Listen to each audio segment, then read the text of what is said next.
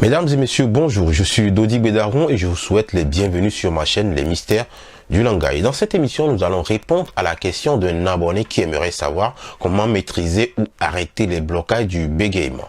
D'ailleurs, si vous aussi vous avez des questions, vous pouvez me les adresser directement dans ma boîte mail lesmystèresdulangage@gmail.com ou directement dans les commentaires. Je vous répondrai directement via les commentaires ou par une émission si cela nécessite un approfondissement. Également, si vous n'êtes pas encore abonné à notre chaîne, n'hésitez pas à le faire et surtout d'activer la cloche de notification pour être alerté quand nous publions une nouvelle vidéo. On se retrouve juste après le générique pour le sujet du jour. À bientôt.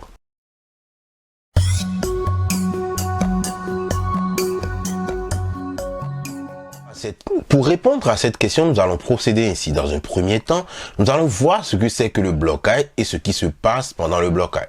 Ça va être peut-être long, mais je vous conseille de suivre jusqu'à la fin, car cela est important pour pouvoir travailler sur son bégaiement.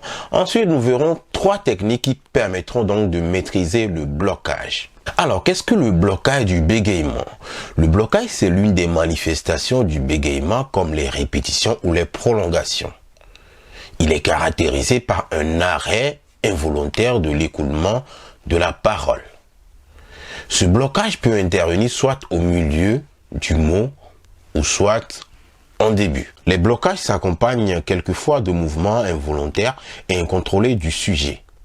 Également, les blocages ne correspondent pas à un arrêt de tous les articulateurs comme l'on pourrait le penser. J'ai d'ailleurs consacré une bonne partie de ma thèse à étudier ce qui se passe pendant les blocages, c'est-à-dire au niveau articulatoire et glottique.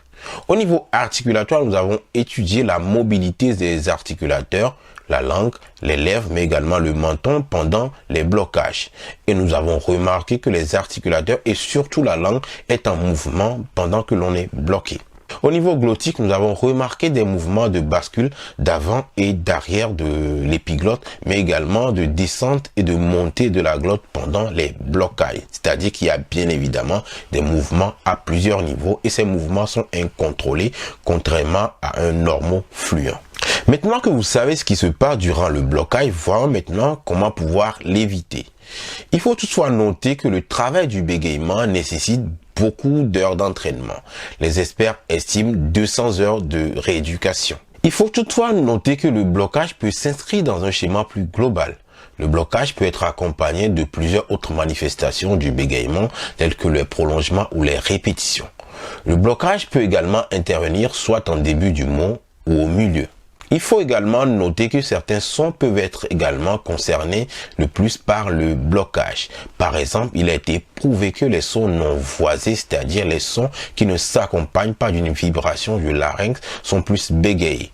Il est donc important de faire un diagnostic de son bégaiement pour pouvoir travailler là-dessus. La première chose que vous pouvez faire si vous présentez des blocages, c'est un travail respiratoire. En 1982 déjà, Van Ripper prouvait que les personnes qui bégaient ont des difficultés au niveau respiratoire pendant la parole. En effet, il a été prouvé que les personnes qui bégaient ont des difficultés de gestion du souffle durant l'acte de la parole. On note une respiration brève, saccadée, mais également incontrôlée et des reprises d'air pendant et au milieu du mot, ce qui déstructure la phrase. Les études mettent également en évidence que les mouvements thoraciques et abdominaux ne sont pas synchrones. Également, au niveau des muscles intercostaux qui sont importants dans la ventilation pulmonaire, on note des tensions massives. Le travail va donc consister en 3 choses. Dans un premier temps, il convient de renforcer le souffle respiratoire, mais également de travailler sur la coordination des mouvements et pour finir, il faudrait un travail de détente. La première activité que je vous propose, c'est une activité de tenue de voyelle. Il s'agit de tenir le plus possible la voyelle A sous expiration, c'est-à-dire vous inspirez et ensuite vous expirez pour sortir le plus longtemps possible la voyelle A. Le but est de retenir le plus possible. Voyons à quoi ça consiste.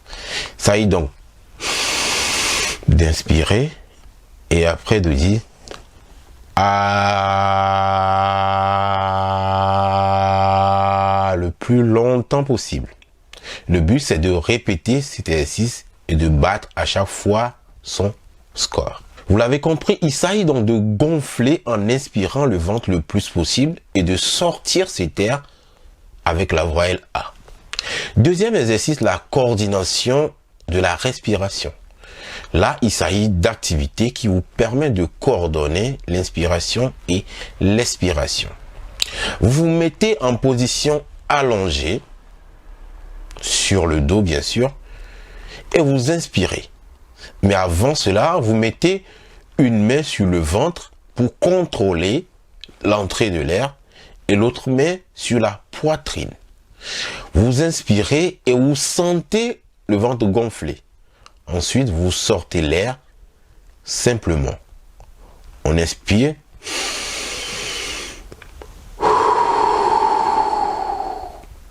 Il s'agit de mouvements d'inspiration et d'expiration.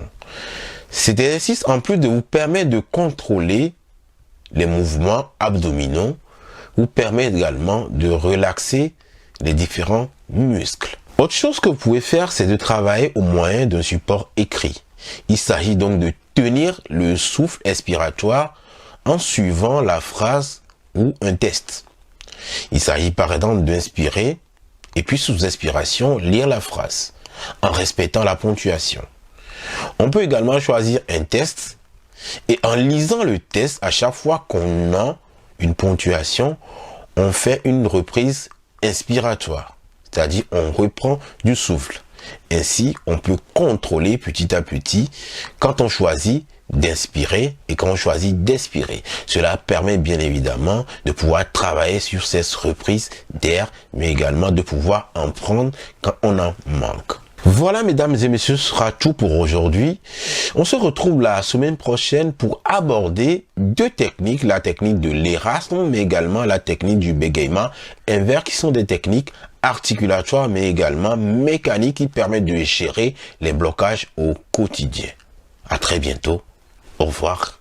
Et n'hésitez pas à vous abonner, mais également à partager cette vidéo.